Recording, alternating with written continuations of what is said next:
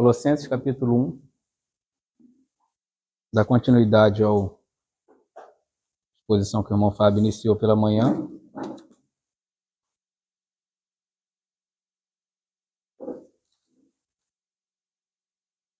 Colossenses 1, vamos continuar o verso 9.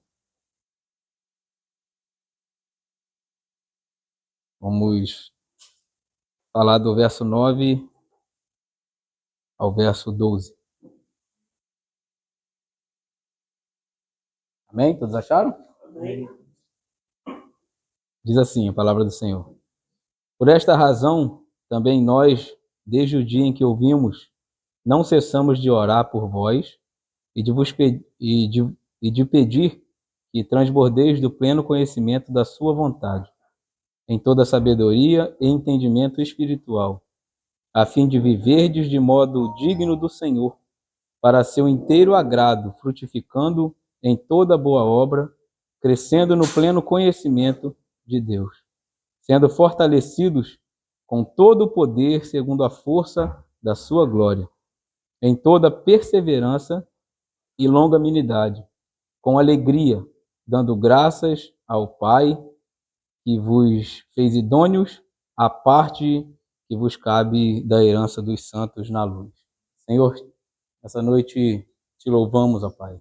Te agradecemos pelo teu povo reunido em tua presença. Obrigado porque temos uma família em que podemos nos achegar, Senhor. E não é uma família de carne e sangue, mas é uma família que o Senhor constituiu como teus filhos, Senhor. Então, obrigado pela tua igreja, obrigado por podermos nos reunir em torno da tua palavra, em torno do teu nome, e nos, Senhor, alegrarmos e banquetearmos uns com os outros e sermos edificados, Senhor, com os dons que o Senhor deste aos santos. Amém. Somos gratos ao Senhor por tua igreja, somos gratos ao Senhor pelo teu povo, a igreja que o Senhor chamou nos quatro cantos desta terra e tem reunido, Senhor, para te adorar, te louvar e espalhar o teu reino nos quatro cantos deste mundo. Pedimos ao Senhor que continue conosco nesta noite, e inclina os nossos corações para ti, Senhor. Leva cativa a nossa mente ao Senhor, que nada venha tirar a nossa atenção, que o Senhor venha de fato ser a primazia desta reunião. Amém. Que tudo aqui gira em torno do Senhor, Senhor. Ninguém aqui merece glória alguma, amém, mas nós rendemos tudo a ti. Seja a centralidade do nosso culto, amém, seja a centralidade do nosso louvor, e que a tua palavra neste momento, Senhor, caia em terra boa, frutifique em nossos corações, fale conosco, Senhor, por meio da tua palavra. Precisamos te ouvir, edifica-nos nesta noite, é o que nós te pedimos, Senhor, e te agradecemos, certos da vitória, em nome de Jesus. Amém. Irmãos, o irmão Fábio deu início na parte da manhã, concernente um pouco da exposição, e ele falou de 3 virtudes que são marcas, né, da verdadeira conversão, da verdadeira igreja, ou dos verdadeiros cristãos. E dentro disso ele expôs as virtudes de fato do cristianismo, ou da fé cristã, de nós que somos cristãos. Eu queria apenas, a quesito de introdução, fazer um apanhado rápido para a gente entender por que Paulo, já na oração, ele usa algumas palavrinhas, se a gente for observar no decorrer da carta, no decorrer da epístola, são palavras centrais para a gente entender o motivo pelo qual a epístola foi escrita. Então, tenha só uma paciência, uns 10 minutinhos para a gente fazer um panorama aqui, uma introdução, para a gente entender o porquê que Paulo escreveu a carta aos Colossenses. Tem um motivo, as coisas não foram escritas porque foram. Né? Paulo era inteligente, era um homem de Deus, tomado pelo Espírito do Senhor, e ele não escreveu apenas por escrever. Então, rapidamente, para a gente entender o que levou Paulo a escrever a carta aos Colossenses, assim como levou Paulo a escrever Efésios, Romanos e outras cartas. No caso específico da carta que nós estamos estudando, havia, nos dias de Paulo, Colossenses é uma das cartas da prisão, e nos dias em que Paulo vai escrever a carta, é justamente porque chegou uma notícia a Paulo do homem que ministrava na igreja de Colossos, chamado Epáfras. Ele é citado aqui no início da carta, na saudação, e Epáfras leva a notícia a Paulo de que a igreja de Colossos estava sendo agora atacada ou rodeada por uma heresia que estava surgindo naqueles dias. E era uma influência muito grande, porque Colosso era uma cidade religiosa. Religiosa em que sentido? Não no sentido de uma religião específica, mas ela sofria de vários lados influências de religiões. Havia sinagogas, ela sofria influência dos judeus, havia os filósofos gregos da época, por exemplo, Platão, que era, né, é conhecido até hoje como um dos maiores filósofos de toda a história da humanidade, e dentro da sua filosofia, querendo ou não, apesar de tratar muito coisas apenas no quesito humano, né, material desta terra, Platão tinha uma influência porque ele pregava, ele ensinava em sua filosofia o que nós chamamos de dualismo, que é uma vida espiritual e a outra vida material. Isso, querendo ou não, influenciava na época, na cultura grega dos dias,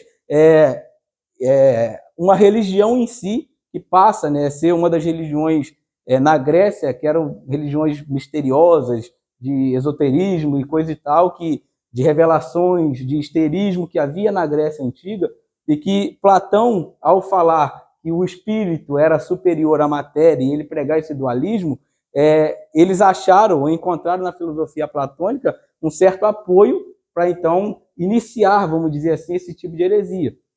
Quando, na verdade, a fé cristã ela não prega esse dualismo. Nós temos alma, temos espírito, temos corpo, mas nós somos um.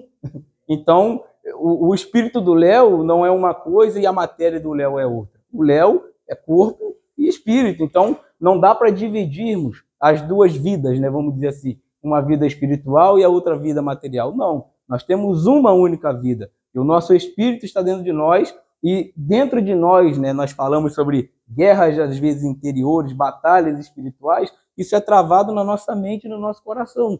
É no nosso espírito em que o pecado, vamos dizer assim, atua, ou Satanás vem nos tentar para cairmos em tentações e pecarmos contra o Senhor, e também é no nosso espírito que o Espírito de Deus atua para que nós possamos, então, rendê-los louvor, glória e seguirmos, sermos santificados. A santificação, ela começa de dentro para fora, ela sai, né, com a regeneração. O que é o batismo, por exemplo? Nós que somos, acreditamos no batismo por imersão, que nós vemos na figura batismal é justamente isso, é aquilo que já aconteceu aqui dentro.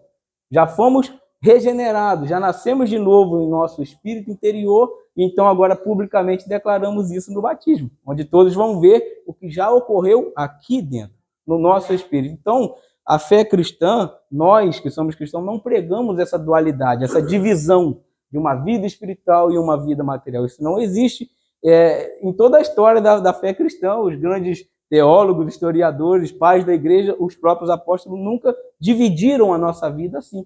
Eu não posso ser um Léo no trabalho e um Léo na igreja, outro Léo em casa, outro Léo na sociedade. Não, irmão. Eu sou o Léo, filho de Deus, cristão, servo do Senhor, assim como vocês. Vocês na empresa, no trabalho, em casa, na família, vocês são filhos de Deus e vocês atuam e carregam a imagem de Cristo em vocês. Então não há essa divisão de vida espiritual e vida material. Nossa vida é uma só, assim como a Trindade. Pai, Filho e Espírito Santo são um. Deus é um Deus triuno. É isso que nós pregamos e que nós entendemos na fé cristã. Então, querendo ou não, Platão teve uma certa influência para essa heresia que vai surgir também em Colosso. Então, veja bem, havia influência do judaísmo, influência da filosofia, influência das religiões gregas, influência do culto ao imperador romano, que Roma dominava na época e eles rendiam culto ao imperador, com exceção de Israel ou Jerusalém, que não se curvava, eram monoteístas, mas influências de várias religiões. E daqui vai surgir o que os historiadores chamam de heresia de Colosso. Então, que vai culminar provavelmente no que é chamado de gnosticismo. Então, a palavra gnose é uma palavrinha grega que quer dizer conhecimento. Veja bem, Paulo vai usar um conjunto de palavras. Olha a oração de Paulo. Ele quer que eles transbordem no quê? No conhecimento. Os irmãos estavam em Colosso familiarizados com essas palavras, justamente por causa dos gnósticos, por causa dos filósofos gregos, que eram tidos como pessoas sábias, conhecedoras. Os irmãos sabiam o que significavam essas palavras e agora estavam sofrendo influência de falsos mestres, heréticos, querendo entrar na igreja e dividir a igreja no sentido de que tirar a pessoa de Cristo como aquele que possui todo o conhecimento de Deus. Amém. Por isso, Paulo vai discorrer na carta sobre a obra, a pessoa de Cristo, a primazia de Cristo, a supremacia de Cristo, a pessoa e obra de Cristo. Toda a supremacia de Cristo, a figura de Cristo Jesus, como Filho de Deus, unigênito do Pai, ela é exaltada no decorrer da carta, porque Paulo está combatendo aqueles que são tidos como conhecedores, um conhecimento ou uma iluminação especial, específica, que acontecia em um ato. Eles entendiam, ou eles tentaram disseminar na igreja, que a gnose, este conhecimento que a igreja tinha que ter agora, e eles batiam no peito, esses hereges, e diziam que eles tinham revelações especiais, que eram, os apóstolos não estavam errados, eles tentavam ganhar o povo assim. Não, Paulo não está errado, João não está errado, os apóstolos não estão errados. O que eles estão pregando é isso mesmo, Cristo é o Salvador. Mas, esse mais é um problema. Porque é Cristo mais alguma coisa. No caso deles, era Cristo mais um conhecimento específico, uma revelação especial, uma iluminação especial que eles deveriam buscar, para então transcender, né? Ou romper o que Paulo vai chamar na carta e o que eles ensinavam, que eram os espíritos elementares, os rudimentos do mundo. Você vai ver que palavras específicas que Paulo vai usar na carta têm um motivo. E o motivo era justamente esse. E os gnósticos, ou a heresia de Colosso que estava surgindo, ela ensinava que, além de Cristo, era necessário uma iluminação, um conhecimento especial. Nos nossos dias, a gente não está muito longe disso. Quando a gente olha para a igreja, no sentido total, no mundo inteiro. Há pessoas que, infelizmente, clérigos, que julgam para si que tem uma revelação, uma visão específica. E é assim que surgem as heresias, talvez as maiores que nós temos hoje. Os mormons surgiram de uma visão. Joseph Smith teve uma visão de um anjo chamado Moroni. Maomé. O islamismo surge de uma visão. Então, quando nós olhamos para essas coisas, nós precisamos ter muito cuidado. Porque a visão que temos é a visão que a Bíblia nos dá do Cristo crucificado e ressurreto ao terceiro dia. Nenhuma outra visão transcende ou pode transpassar o que a Bíblia nos ensina sobre o Cristo crucificado. Então, devemos ter muito cuidado com essas revelações que às vezes surgem em nossos dias como se fosse algo especial. Tudo aquilo que foge das Escrituras, irmãos, deve ser rejeitado. Amém? Então, isso era o panorama do que surgia nos dias de Paulo e por que ele escreve a carta aos Colossenses. O que eles estavam ali ensinando de fato? Primeira coisa, eles ensinavam que a salvação só era possível por meio desse conhecimento específico. A igreja deveria buscar. É a verdade que os gnósticos pregavam. Os hereges de Colosso estavam tentando disseminar na igreja. Você é salvo por Jesus, mas você precisa transcender. Você precisa transpassar. Você precisa de um conhecimento específico. E segundo eles, isso acontecia assim, de uma hora para outra.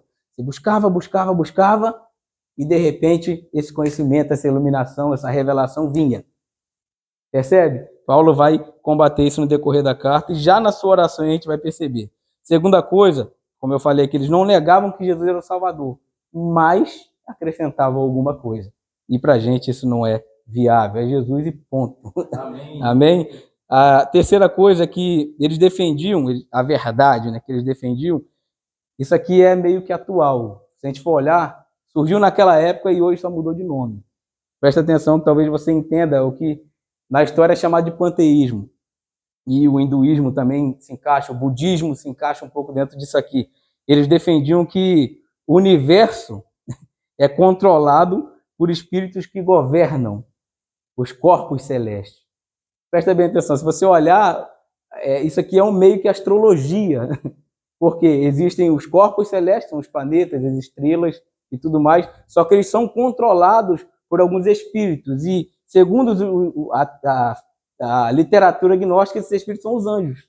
Os anjos é quem governam. E o conhecimento é justamente para tentar transcender, transpassar isso. Qual é a ideia aqui, irmãos? É que entre Deus e o homem existe um espaço. E esse espaço é preenchido e dominado por esses seres.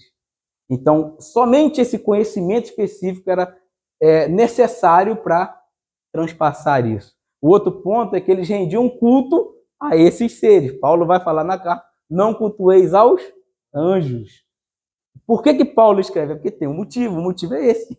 Eles criam e eles estavam disseminando essas coisas na igreja. Então, o cuidado que Paulo tem de tratar cada assunto, Epáfras foi muito esperto. Porque Epáfras, apesar de ter plantado a igreja de Colosso, ministrava na igreja de Colosso, ele mesmo reconheceu que talvez ele não tinha um conhecimento e não era capacitado pelo próprio Senhor para combater aquilo ele próprio.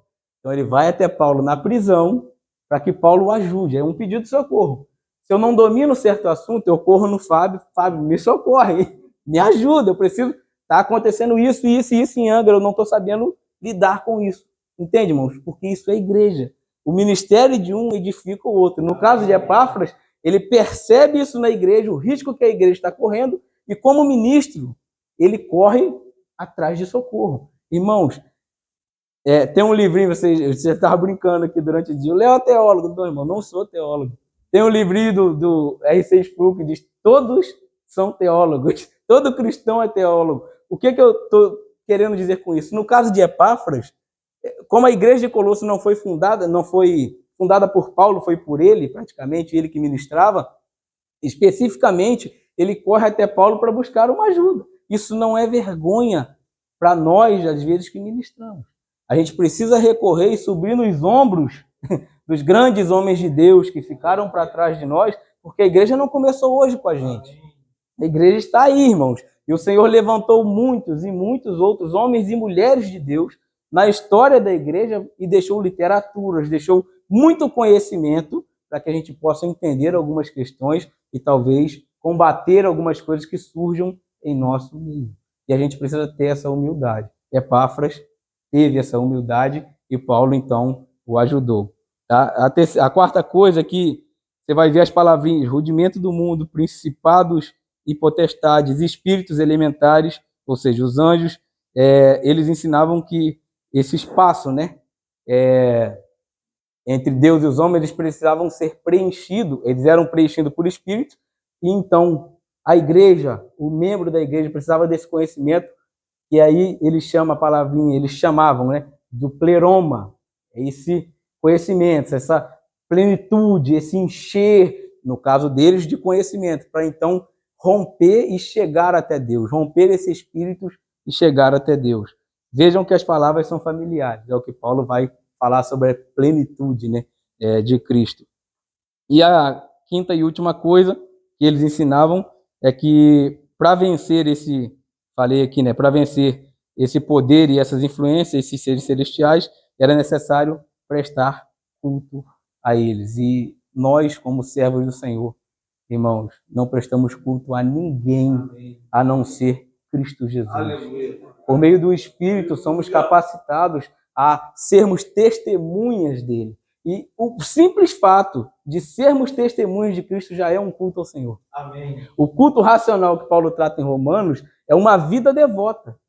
Não é nos reunirmos para cultuar. A nossa vida é uma vida cultual, é de uma vida de adoração ao Senhor. Como o Fábio falou pela manhã, a serva lá, a puritana, no decorrer do seu dia, ele está cultuando ao Senhor, adorando ao Senhor. O seu espírito está em contato com o Senhor o tempo todo. É varrendo a casa, os cantinhos da que o Senhor me limpa, como eu estou limpando essa casa, me limpa. É exatamente isso, irmãos. A nossa vida, por isso que eu disse, não tem dualismo. A nossa vida é uma. Nós somos um. E sendo um entre espírito e corpo, matéria, somos um com Cristo. Aleluia. Percebe? É Cristo em nós e nós em Cristo, irmão. Então não há essa divisão. Mas veja que os irmãos sofriam dessa influência. Então, sabendo esses motivos, fica mais fácil a gente compreender o motivo pelo qual a carta foi escrita. Havia ataques pesados à fé cristã e era Cristo mais alguma coisa. Por isso, o tema da carta é a suficiência de Cristo. Não é Cristo mais alguma coisa. É Cristo e somente Cristo. Mais nada. Amém? Vamos lá. Agora vamos entrar no nosso texto. O Fábio leu pela manhã a parte em que Paulo está agradecendo. Porque a notícia que chega primeiro aqui é muito boa. É que os irmãos possuem fé, possuem amor e possuem esperança. 3 marcas vitais para um cristão verdadeiro. Fé, amor e esperança. Não tem outra coisa aqui. Tudo mais é acréscimo, irmão. É fé em Cristo por meio da regeneração, amor aos irmãos, porque é a vontade de Deus que ameis uns aos outros como eu vos amei, e a esperança. Romanos capítulo 14, nós estamos estudando nos nossos discipulados lá em Angra, o Catecismo Nova Cidade, é um livro que foi lançado, nós estamos estudando o livro. E a pergunta é justamente, a primeira pergunta é, qual é a nossa única esperança na vida e na morte? E a resposta é, que não pertencemos a nós mesmos. Aleluia. Pertencemos a Cristo, o nosso único Senhor. E o texto é justamente o de Romanos capítulo 14, acho que versículo 7, se não me falha a memória. Ele fala, se vivemos ou se morremos, irmão, é para o Senhor. Aleluia. Eu não vivo para mim, eu não me mando. Nós não nos mandamos, nós temos um Senhor, Quírios, um dono. Nós não nos mandamos, por quê? Porque nós pertencemos a um reino. Esse reino tem um rei, e este rei tem regras. As suas regras, os seus conselhos, as suas leis estão em sua palavra. Não existe reino sem lei, irmão. Senão é bagunça. É bagunça. O Brasil, que é uma bagunça, só tem lei, tem Constituição. Imagina o reino dos céus, o reino do Senhor. Enquanto estamos neste mundo, como igreja, aspas, tá? Imperfeita que somos ainda, não alcançamos a glorificação, portanto ainda somos pecadores, estamos debaixo, precisamos ser regidos pelas leis do nosso rei. Amém. E elas se encontram em sua palavra. Então, crente não tem vontade própria. Cristão não tem vontade própria. Paulo não tinha vontade própria. Paulo atravessa a Macedônia. Quero saber de você aqui. Tem coisa impedindo, então, mas dá seu jeito. Vai. O ID do Senhor, a irmã que viaja com o irmão, são missionários, irmãos. Eles estão atendendo um chamado do Senhor e sendo obedientes a esse chamado. Por quê? Porque eles não têm vontade própria. Seria muito mais cômodo estar dentro de casa. Seria muito mais cômodo para nós estarmos aonde? Dormindo aqui no colchão, no chão, com mosquito, igual o irmão Fábio estava falando. Era mais cômodo estarmos aonde? Dentro da nossa casa. Mas não é a nossa vontade. É a vontade dele. Nós devemos nos submeter apenas ao nosso rei. Mais nada. Ok? Então, Paulo inicia aqui com ações de graças, que foi o que o Fábio falou pela manhã, e agora ele vai fazer uma petição. E nessa petição, percebe, como eu falei, as palavras que Paulo usa justamente já na sua oração, combatendo a heresia. Vamos lá. Primeiro versículo, versículo 9. Por esta razão, também nós, desde o dia em que o ouvimos, não cessamos de orar por vós. E o que Paulo está pedindo? Prosperidade. Vida financeira, com a conta lá no alto. Não que seja pecado, tá? Mas não é isso que Paulo está pedindo para a igreja. Carro zero. Não é isso que Paulo está pedindo para a igreja. É isso, como o Fábio falou pela manhã. Trabalhe. Estude, trabalhe, se qualifica e você vai colher os seus frutos. Simples assim. E o Senhor nos promete bênçãos por meio dessa obediência, desse esforço comum do ser humano, de trabalhar e então comer do suor do seu rosto. Ponto. Nada além disso. Porém, o que Paulo pede especificamente é uma coisinha que os homens da heresia de Colosso tanto queriam: conhecimento. Paulo não pede... A primeira petição de Paulo é conhecimento. Só que é um conhecimento diferente do conhecimento que os homens buscam. O que os filósofos queriam? Quais são as perguntas que movem o mundo segundo a filosofia?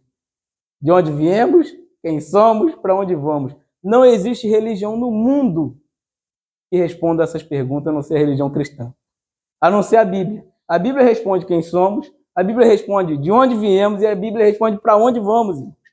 Nenhuma outra religião, candomblé, umbanda, espiritismo, budismo, hindu, nenhuma religião responde essas três perguntas com eficácia, conforme as escrituras nos revelam. A escritura revela quem o homem é. A escritura revela de onde o homem veio e a escritura revela para onde o homem vai. Nenhuma outra religião. Então Paulo vai pedir uma coisinha chamada conhecimento. Mas que conhecimento que Paulo pede? Ciência? Filosofia, sabedoria comum? Não, irmão. Conhecimento da vontade de Deus. Qual é a vontade de Deus? Para a gente isso é tão difícil às vezes, apesar de simples a resposta, mas a resposta simplista talvez não seja uma que atenda a você, especificamente, com um problema específico que você passa. Talvez a resposta que você encontre não é a que Fábio encontra. As Escrituras elas vão falar em vários momentos sobre a vontade de Deus. Jesus fala sobre a vontade do Pai é que nenhum dos que Ele me deste se percam. A vontade daquele que me enviou é esta, que vos ameis uns aos outros como eu vos amei. Tem vários momentos nas Escrituras que nós vamos encontrar algo tão específico falando sobre a vontade de Deus. Só que no caso da carta de Colossenses, o que Paulo quer falar é muito especificamente para combater o que os irmãos estavam sofrendo. Então, o que seria, nesse caso, a vontade de Deus? O conhecimento, né? A palavra conhecimento no grego, gnose. O que os gnósticos queriam? Conhecimento, para tentar alcançar a salvação. Irmãos, aprenda uma coisa aqui. Salvação não se alcança por meio de conhecimento. Conhecimento vem após a salvação. Primeiro somos salvos. Conhecemos o sacrifício de Cristo na cruz, porque Ele quis revelar-se a nós. Só conhecemos a Deus, irmãos, o pouquinho que conhecemos, porque Deus quis condescender. Deus quis descer e se revelar ao homem, porque se Ele não quisesse, nenhum de nós o conheceríamos em nada. Como o irmão estava falando pela manhã, era Deus que descia até o Adão. Não era Adão que ia até Deus, irmão. Se Deus não quisesse se revelar ao homem, o homem nunca, jamais, nenhuma ciência no mundo seria capaz de encontrar Deus. Nós só conhecemos Deus porque Deus quis se fazer conhecido. Amém. Glória a Deus por isso. Amém. Porque se não fosse assim, estaríamos perdidos. Estaríamos perdidos. Então, o conhecimento de Deus que Paulo pede aqui é algo muito específico. Se nós formos olhar para toda a teologia de Paulo, em todas as suas cartas, a gente vai observar que esse conhecimento da vontade de Deus que Ele quer que os irmãos transbordem, nada mais é do que o progresso no caminho da santificação. Conheçamos e prossigamos em conhecê-lo. Irmãos, quanto mais conhecemos, quanto mais nos aproximamos de Deus, iremos mais ainda conhecê-lo. E quanto mais o conhecemos, mais nos santificamos. Amém. Quanto mais nos santificamos, mais nos separamos do pecado. Quanto mais nos separamos do pecado, mais se chegamos a Deus. Pensa, eu uso sempre essa figura, né? O diabo está aqui e Deus está aqui. E a gente está no meio. Se eu me aproximo de cá, eu me afasto de Deus. Se eu me aproximo de Deus, eu me afasto do diabo. A gente está justamente nesse meio. A batalha que acontece dentro de nós, ou na nossa mente, irmãos, para ganhar o nosso coração. Satanás está batalhando o tempo todo em nossa mente, como o jovem falou hoje, no começo da sua conversão, às vezes ainda parecia que eu tinha dúvida, mas eu sabia que aquilo de fato era verdade. O irmão que veio do candomblé.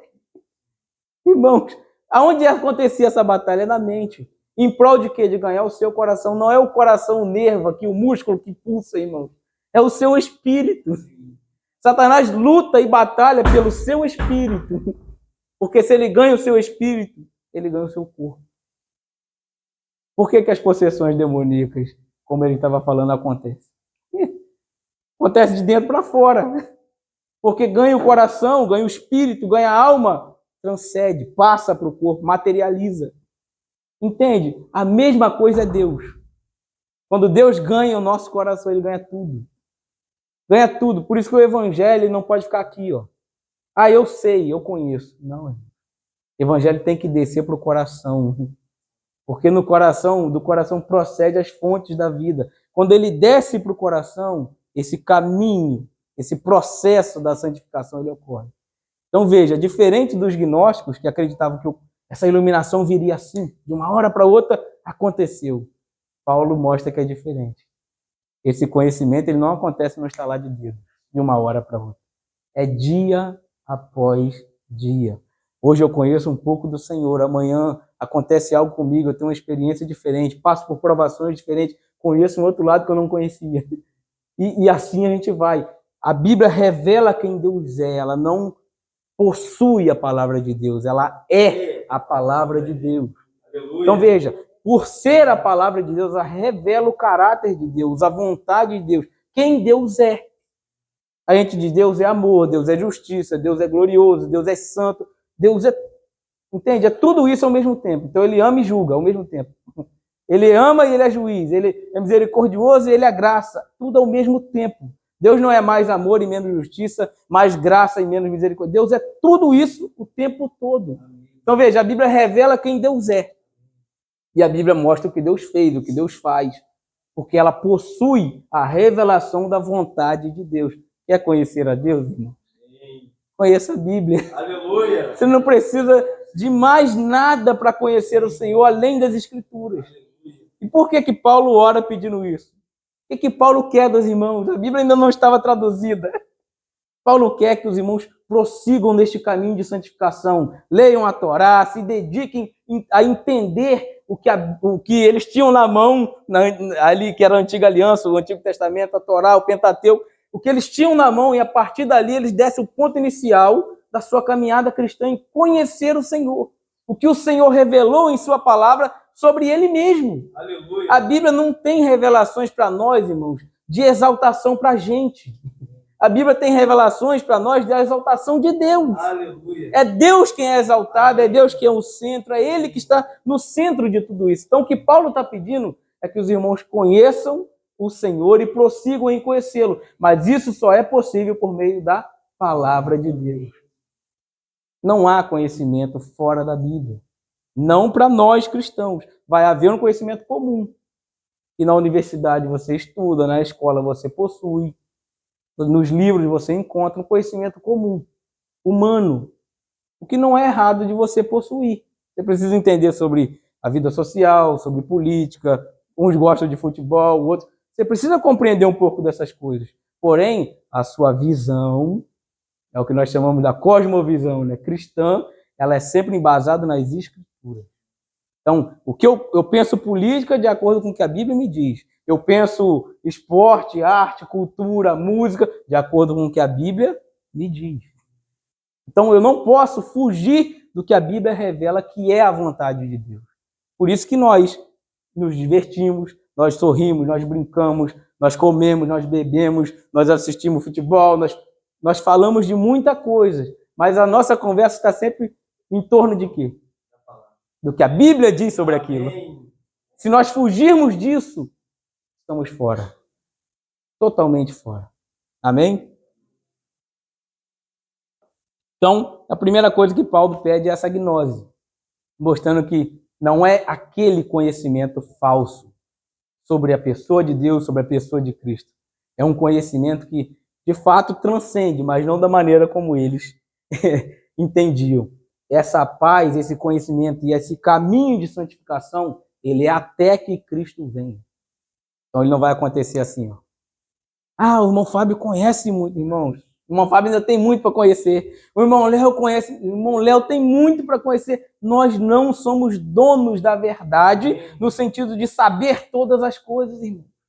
Sábio não é o que conheceu. Eu sei que a morte de Cristo é vicária, o seu sacrifício é pleno, e único suficiente para nos salvar. Eu sei, tá, e agora? Sabe? E aí?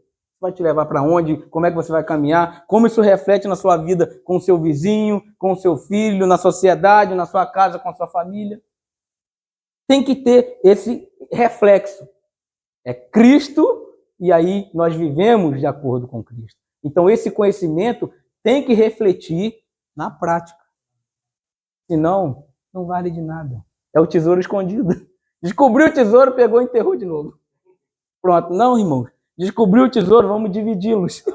Vamos dar para os irmãos as insondáveis riquezas de Cristo que possui na palavra de Deus, no Evangelho, é então revelada pela palavra do Senhor. Vamos dar para os irmãos. Entende, irmãos? Não há um conhecimento nesse sentido pleno, porque nós nunca vamos alcançar essa plenitude de perfeição aqui neste mundo.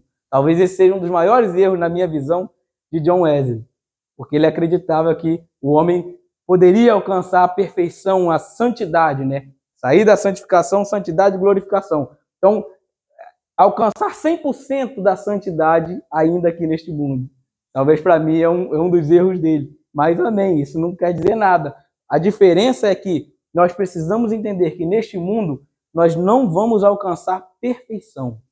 E eu estava falando isso ali à tarde. Por isso, irmãos, não precisamos procurar igreja perfeita. Nesse mundo ela não existe. A igreja é perfeita como neste mundo? Quando Deus olha para a igreja, ele vê a igreja em Cristo. Amém. Nesse sentido, ela é perfeita, sem mancha, sem mácula, sem ruga ou coisa semelhante. Agora, no nosso convívio, não tem não.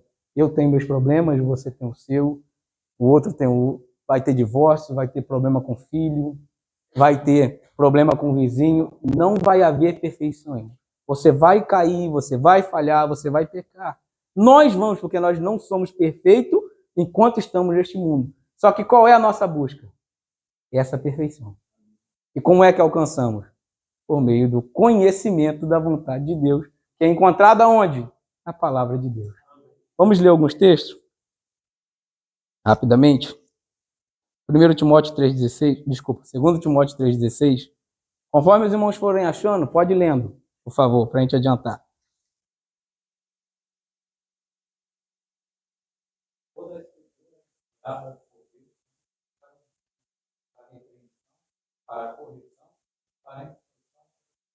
Toda escritura, ele está falando de quê?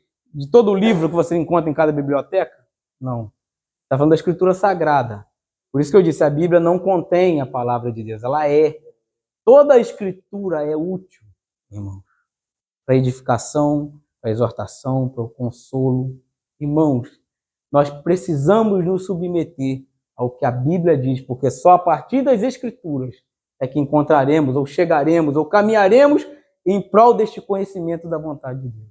Iremos entender a vontade de Deus para as nossas vidas, para a igreja do Senhor nesta terra, se conhecermos as escrituras, porque ela é útil para isso.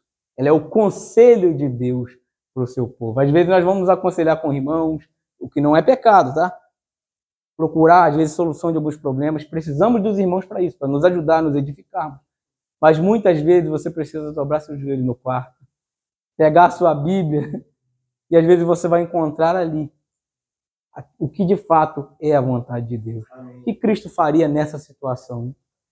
Pense sempre assim, está com um problema, como Cristo agiria de acordo com o que eu conheço das Escrituras, com o que eu vi da figura de Cristo nos Evangelhos? Como é que Cristo resolveria isso? Será se ele mentiria para resolver seu problema? Será se ele passaria o irmão para trás para ter alguma vantagem? Como é que Cristo agiria em tal situação? Nas Escrituras nós encontramos. Amém? Segundo o texto, João 17:17. A oração sacerdotal de Jesus.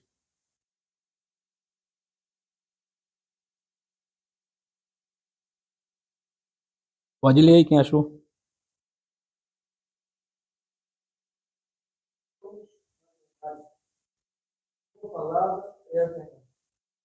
Veja a oração de Jesus. Santifica-os na verdade. Vamos parar aqui primeiro. Como eu disse, a Bíblia não contém, ela é. E na oração de Jesus, a petição de Jesus é: santifica-os na verdade. Se o conhecimento que Paulo pede, pleno conhecimento da vontade de Deus, é este caminho de conhecer Deus dia após dia, é o caminho da santificação, olha o que Jesus está pedindo. Santifica-os na verdade. O que é a verdade? A tua palavra é a verdade. A palavra não contém a verdade, irmãos, ela é a verdade. Percebe? Só que aí, no meio de tudo isso, o que a gente vai encontrar? Jesus falando sobre ele próprio. Veja, santifica-os na verdade. A tua palavra é a verdade. Aí em outro texto, a gente vai olhar Jesus bater no peito e dizer assim: eu sou o caminho, a verdade. Quem é a palavra, irmão? O caminho para o conhecimento é conhecer a palavra. A palavra é quem? Eu sou o caminho, a verdade e a vida. Quer conhecer a vontade de Deus, irmãos? Vai para a palavra. Você vai encontrar aquele que possui o que Paulo vai chamar a plenitude da divindade, a revelação do Deus invisível, Cristo. O Evangelho de João começa como? No princípio era a palavra. Jesus, irmãos. É a palavra, é a verdade, é o conhecimento da vontade de Deus que nós precisamos. É aquele que vai nos colocar no caminho da santificação. Lutero diz uma coisa interessante, que ele diz que a lei de Deus, antes de o Senhor nos encontrar, ela funciona como alguém que está correndo atrás de você para te pegar. Como alguém que vai te acusar diante de Deus e te condenar. Porque você quebra a lei, você quebra os mandamentos, nós não conseguimos cumprir a lei do Senhor. Somos pecadores. Fala, não matarás, mas às vezes na hora da raiva a gente pensa mal contra o outro, e Jesus disse que isso é homicídio. Então, a gente peca, a gente erra, a gente quebra os mandamentos, a gente quebra a lei. Aí Lutero diz, a lei vai dizendo, corre que eu vou te pegar. Eu vou lhe condenar. O Senhor vai julgar o mundo de acordo com o quê, irmão? A sua lei, a sua palavra, os seus mandamentos. Os mandamentos revelam o caráter moral de Deus, a vontade moral de Deus. Então a lei vem e diz para o homem, corre, porque eu vou te pegar. E você corre e Cristo te encontra no meio dessa corrida. Aí ele te pega, te salva, te justifica, porque ele cumpriu a lei, então ele impõe sobre você essa justiça. Aleluia. E aí ele diz o seguinte, agora volta e cumpre a lei. Amém. Aí é o mandamento que ele resume. Amarás o Senhor teu Deus acima de todas as coisas e ao teu próximo como a ti mesmo. Irmãos, conhecimento de Deus está em Cristo e Cristo o revelou na palavra, porque ele é a palavra. No princípio era o Verbo e o Verbo estava com Deus e o Verbo era Deus. Irmãos, é Cristo. Aleluia. É o tema da carta, suficiência de Cristo. Tudo o que precisamos de conhecer, irmãos, dia após dia, para entendermos a vontade de Deus, é conhecer Cristo. Amém. E Cristo se revela na palavra. Amém, irmãos? Vamos passar para o segundo versículo aí, versículo 10. Versículo 10. Diz assim, a fim de viver de modo digno do Senhor, para o seu inteiro agrado. Então, conhecermos Cristo nos faz viver, ou deveria nos fazer viver, de modo digno. Irmãos, vamos ser sinceros com nós mesmos. Não precisa responder, mas pense. Quem é o homem que sem Cristo se acha digno de algo? Este, se é que ele existe, é um soberbo, um orgulhoso, e o Senhor o abate. Porque não existe homem algum digno do Senhor. Como nós entendemos que as Escrituras dizem, o homem nasce morto em seus delitos e pecados. Efésios capítulo 2. E nós precisamos então ganhar vida. E essa vida acontece na conversão. A vida de Cristo entra em nós quando ele então nos regenera, sopra a fé para que a gente creia, nos dá o dom da fé para que a gente creia e nos agracia com este dom maravilhoso da salvação, que é uma dádiva. A gente acha, não, a salvação é de graça. Não é de graça, não. Quem falou que a salvação é de graça? De graça para a gente que recebe. Ela custou algo para alguém. De graça para nós que estamos ganhando aqui, recebendo. Recebemos de graça, mas alguém pagou por ela. E o preço foi alto. Então não existe salvação de graça. Não existe, no ditado popular, almoço grátis. Não, alguém pagou caro. A redenção, essa compra dos escravos de Cristo, foi alta. Custou a vida, o sangue do nosso Senhor. E o preço foi esse. A justiça de Deus exigia que o pagamento fosse a vida de um inocente. Esse era o simbolismo da morte do Cordeiro na Antiga Aliança.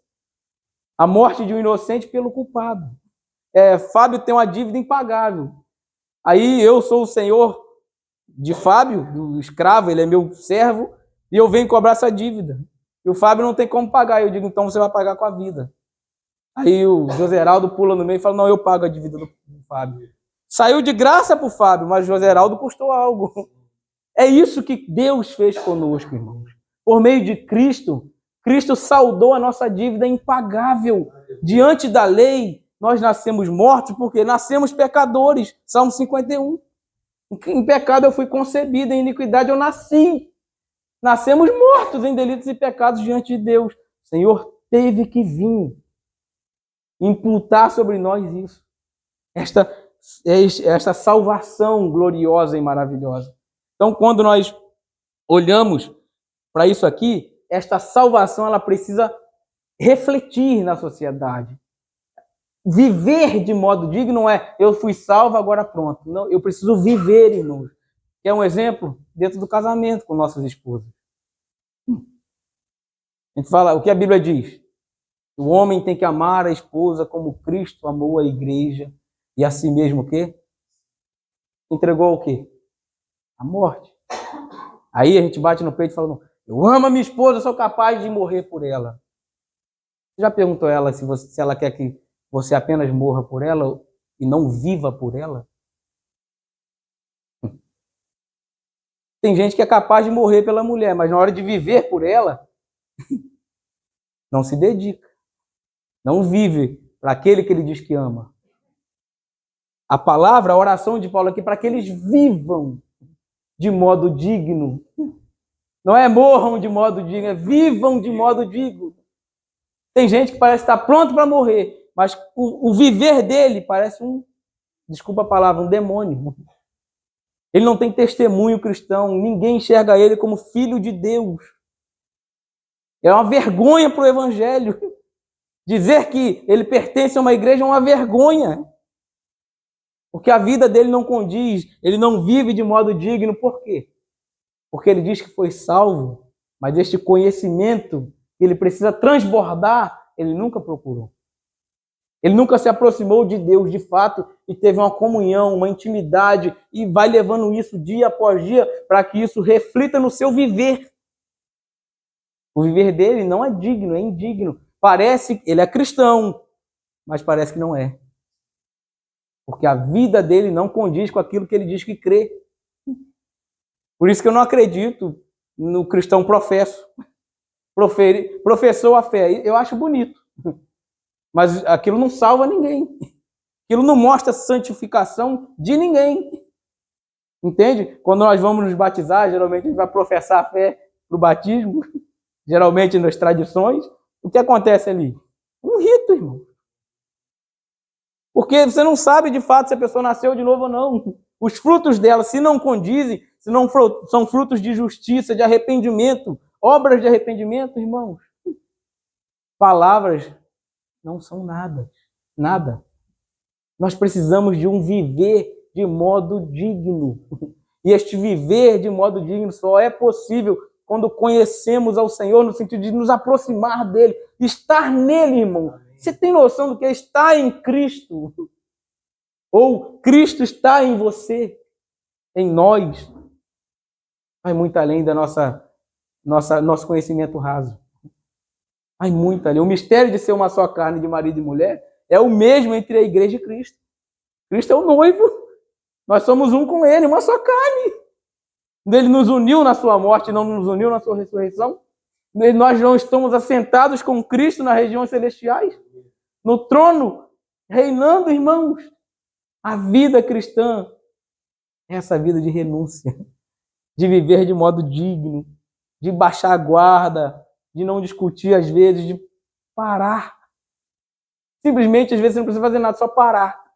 Pare de falar, pare de assistir, pare de pegar, pare de fazer aquilo que você sabe que não condiz com o que você prega. A vida cristã é séria, irmão. A vida cristã não se resume a reuniões. Não. Os irmãos que vão viajar nas suas viagens missionárias, eles estão rodeados, o seu viver tem que ser de modo digno. Por quê? Porque a quem eles estão indo, a mensagem de quem eles estão indo levar? O reino de quem eles estão para expandir? O reino do Senhor. A bandeira que eles carregam não é de denominação, é a bandeira da fé cristã, irmãos. É a bandeira de Cristo. Amém. E a nossa vida é a mesma coisa. É por isso que nós precisamos conhecer, e esse conhecimento tem que refletir na prática. Amém. na prática diária, irmão.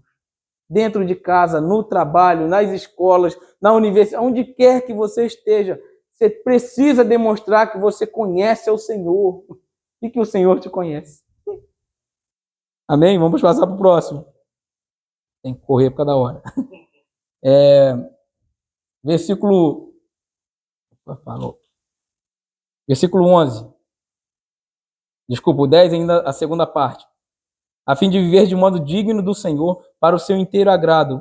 Aí vem, ó. Por que eu falo que o conhecimento é a santificação, a vida de santificação dia após dia? Porque a santificação gera esse fruto. Não existe fruto sem vida santificada. Não existe, irmãos. Veja, a fim de viver de modo digno do Senhor para o seu inteiro agrado, frutificando toda boa obra, crescendo no pleno, a palavra pleno aí, conhecimento de Deus. Em que os irmãos de Colossos precisavam? Já que os gnósticos queriam tanto embutir na cabeça deles que precisavam conhecer, transcender, não sei o quê. Eles precisavam desse conhecimento. E esse conhecimento geraria frutos que agradam ao Senhor. Como é possível agradar ao Senhor? A vida de santidade. Não tem como, é manter a paz com todos e a santificação, sem a qual ninguém verá o Senhor. O Senhor não quer ver ninguém que não agrada a Ele. Só agradamos ao Senhor, irmãos, porque somos capacitados por Cristo. Que homem algum é capaz de fazê-lo. Mas em Cristo, Ele nos santifica. Ele nos leva para dentro dele próprio. E então somos capazes, irmãos. Nos tornamos capazes de agradá-lo, beijá-lo, amá-lo, abraçá-lo, desejá-lo acima de todas as coisas. Ele é a única pessoa, ou a personificação de Deus, que é capaz de nos fazer, ou fazer um povo inteiro, agradar ao Pai. Não há ninguém que é capaz de fazer isso, além de Jesus Cristo. E o verso 12, verso 11 diz assim, sendo fortalecidos com todo poder. Onde é que você vai encontrar esse poder? Tem duas coisinhas aqui. A palavra dunamis, vai dinamite ali, aquela explosão de que o Senhor torna a igreja, essa explosão para o mundo, de levar para o mundo. Veja, é capaz de, através do conhecimento e através da vida, do que Paulo está fazendo aqui, de oração. Porque a santificação, ela vai nos levar para isso. Vai nos levar para Deus por meio da oração. Nós vamos conhecendo e queremos estar perto dele dia após dia, o tempo todo. Então, a partir desse momento, nós somos fortalecidos. O que Paulo está pedindo é justamente isso. É uma, não vou dizer uma regrinha, mas é um caminho a seguir que Paulo vai seguindo. Conhecimento, que reflete numa vida de santidade, nos seus afazeres diários, na sua vida comum.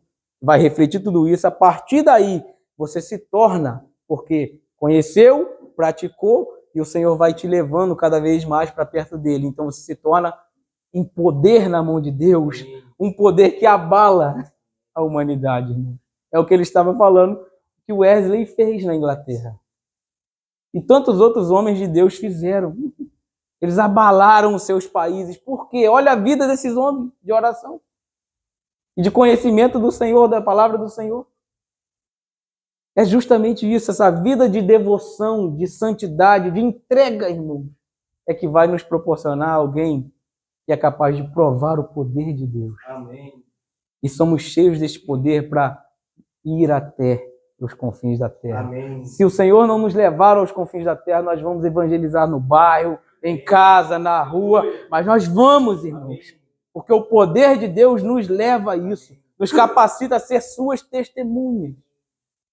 A oração de Paulo, irmãos, é eficaz nesse sentido. Ela é direta, Senhor, dê isso, isso, isso e isso para ele. Sabe por quê? Porque é o que o Senhor deu para Paulo. E olha o que Paulo se tornou. O que Paulo está pedindo é justamente isso, irmão. Dê isso para eles, Senhor.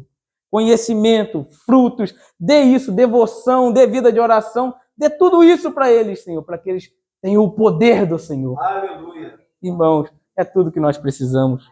Tudo que nós precisamos. Verso 11 diz, sendo fortalecidos no poder, segundo a força da sua glória. Em que resulta o poder? Glória para quem, irmão? Força da sua glória, não é da minha, não é da nossa glória, é da glória dele. O poder traz a força da glória de Deus. O que é a glória de Deus, irmão? É difícil demais de explicar isso e não tem palavras para explicar o que é a glória de Deus, mas é algo sublime que nos enche, como encheu o templo na dedicação do templo de Salomão. O que Salomão pede na dedicação do templo?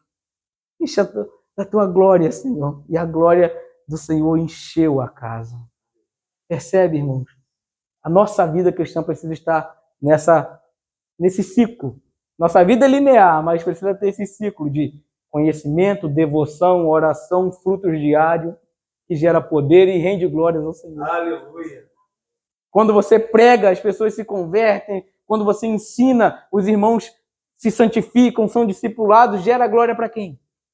Para Deus, irmãos. Nós não temos glória nenhuma nisso. Eu estou aqui pregando, não há glória nisso para mim. Nós estamos dedicando tudo ao Senhor. A glória é dele, o poder é dele, a honra é dele, o louvor é dele, a adoração é dele, porque ele é suficiente. Apenas ele, irmãos, e mais ninguém. E o verso 12, verso 11 ainda, sendo fortalecidos com todo o poder, segundo a força da sua glória, em toda perseverança. O que gera? Olha por que é santificação. Conhecimento, fruto, tudo isso gera perseverança. Olha o que Paulo está pedindo.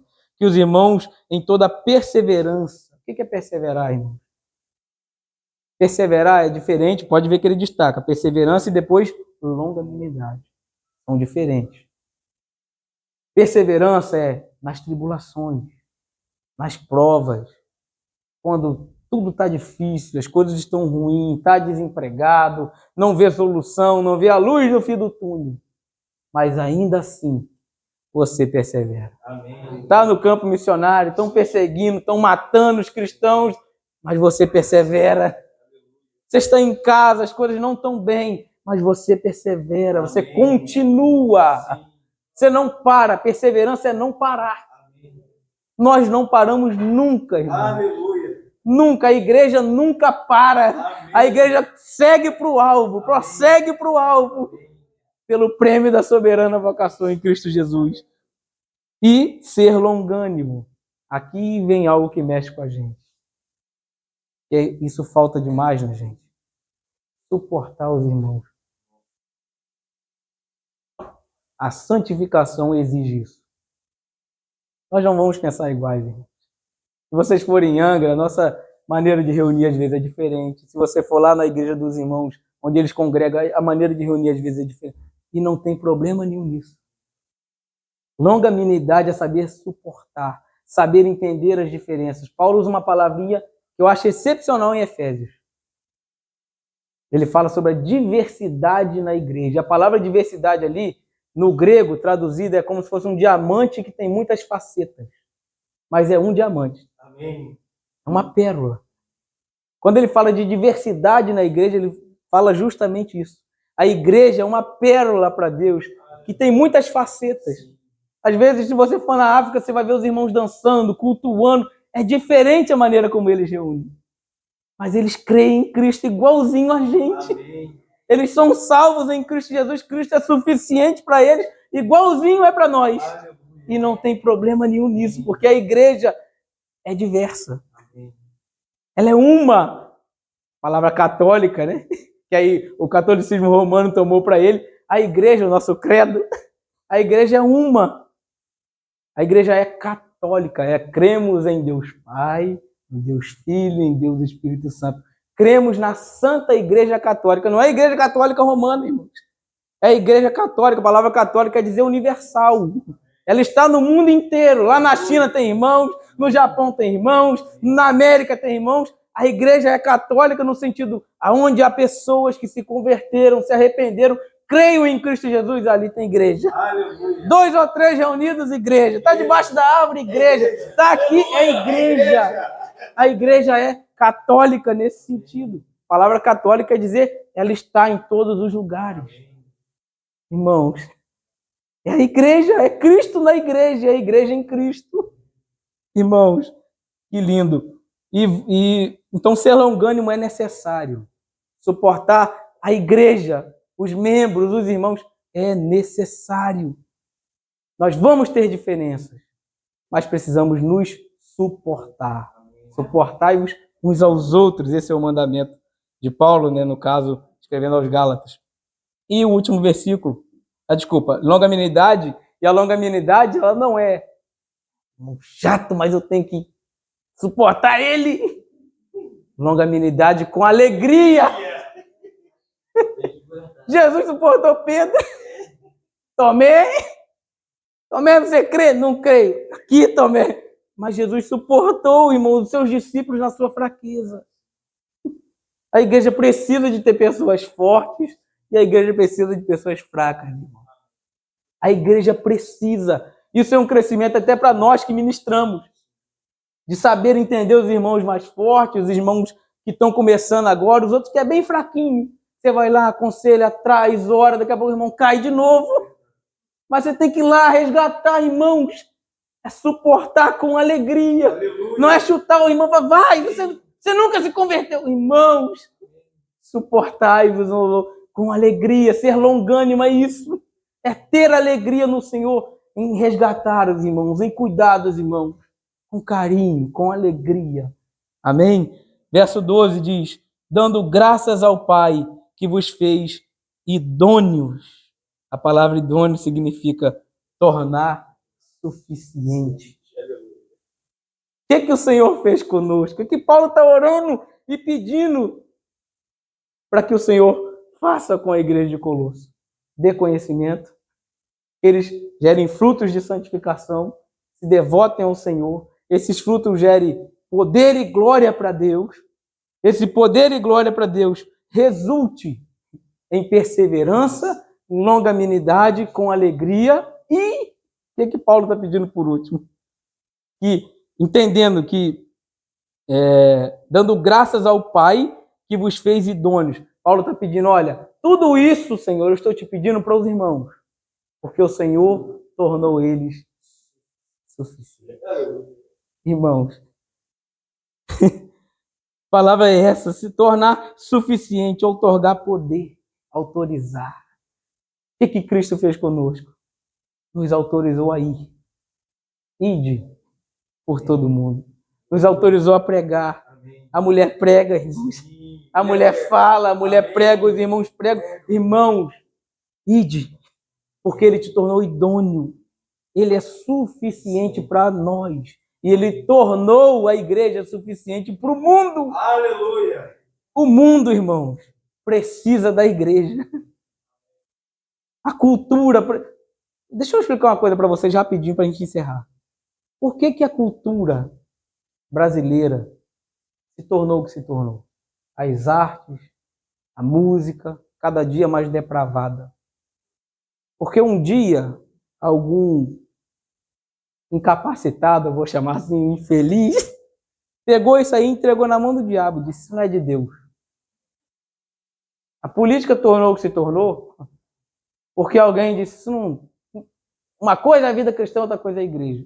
Uma coisa é a política, outra coisa é a igreja. Irmãos, a igreja precisa ter influência sobre todas as áreas da sociedade. A educação no nosso país vai de mal a pior porque os professores cristãos pararam de querer ser professores. A música cada dia mais depravada porque entenderam que música boa é só o louvor que cantamos nas reuniões. Se perdeu, irmão, porque a igreja parou de influenciar, ela parou de mexer nas áreas que na sociedade nossos filhos são criados, nas creches, por ímpios. São educados nas escolas, educação não, né? Porque educação se dá em casa, mas são ensinados na escola por ímpios. Aí você não entende por que seu filho se desvia. Aquele que sempre veio à igreja, quando chega na universidade, escuta um professor sábio falar, e esse professor é ateu. Ele fala que Deus não existe porque a ciência... Aquilo gera no menino que nunca teve um conhecimento, agora ele fica vislumbrado pela maneira como o professor fala, a filosofia de vida, como ele trata a ciência, as provas que ele traz científicas. desvirtua. Irmãos, o Senhor tornou a igreja suficiente para o mundo. E nós precisamos tomar essas coisas. Eu não sou missional, não, mas a igreja precisa influenciar em todas as áreas da sociedade, irmãos. Quando Paulo instrui Timóteo a orar por aqueles que governam, é justamente por isso. Se fossem cristãos governando, pessoas idôneas, íntegras, talvez veríamos melhor. Claro que eu não tenho esperança nesse mundo, irmãos. Não é isso. Entende? Mas a Bíblia nos dá direções para todas as áreas. E nós precisamos parar de entregar coisas que são da igreja ou que são do ser humano na mão do diabo. Já parou para observar o que significa a palavra ser humano? Humano, já viu no dicionário? É bondoso, gracioso, pessoa boa, tudo que imagina, benigno, tudo que é coisa boa, a palavra humano significa. E quem fez o homem? A gente pegou tudo isso e jogou na mão do diabo e falou, isso não é de Deus. Irmãos, a igreja é suficiente para o mundo, assim como Cristo é suficiente para a igreja. Amém. Amém? Senhor, te louvamos nesta noite. Agradecemos ao Senhor por tua palavra. Pedimos que o Senhor gere em nós, Senhor, a mesma oração que Paulo fez, nos dê conhecimento. Este conhecimento, Senhor, que o Senhor a cada dia nos proporciona, ao irmos a tua palavra, Senhor, resulte em uma vida santificada e que Cristo brilhe em nós, Senhor. Cristo seja tudo em nós. Nós possamos refletir o teu caráter diante desta sociedade perdida, Senhor, que necessita de salvação. Portanto, use a tua igreja com poder para que resulte em glória ao seu nome, Senhor. E então aqueles que há de vir, Senhor, virão, eles vão se converter, eles vão render glória ao seu nome e se juntar a nós. Ó Deus, te pedimos que este poder se aposse de nós. Amém. Arda em nosso coração, Senhor. Leva-nos para a tua presença dia após dia, para que possamos te conhecer e prosseguir em te conhecer. Não queremos nada deste mundo. Tudo o que desejamos é o Senhor. Seja tudo para nós, Senhor. E então nós seremos tudo o que este mundo precisa. Aleluia. Porque nós apresentaremos a eles a salvação deste mundo. Jesus Cristo, o homem, o Deus que se tornou homem, crucificado e ressurreto ao terceiro dia. É isto que o mundo precisa ouvir. E somente a tua igreja tem esta mensagem, Senhor. Então, nos dê poder, que este poder se revele ou resulte em glória para o teu nome, mas não nos deixe viver, Senhor, para nós mesmos. Que a nossa vida seja para o Senhor. Amém. Tome o nosso coração, Senhor. Tome a nossa mente, tome o nosso trabalho, que tudo seja para a glória do seu nome. Quer comais, quer bebais, quer fazer qualquer outra coisa, que tudo seja para a glória do Senhor. Nós te entronizamos e centralizamos, Senhor, no centro da tua igreja. Ó Deus, seja livre para agir em nossos corações e use as nossas vidas no poder do teu nome, Senhor. É o que nós te pedimos e te agradecemos. Em nome de Jesus, Senhor. Amém. Amém, irmãos.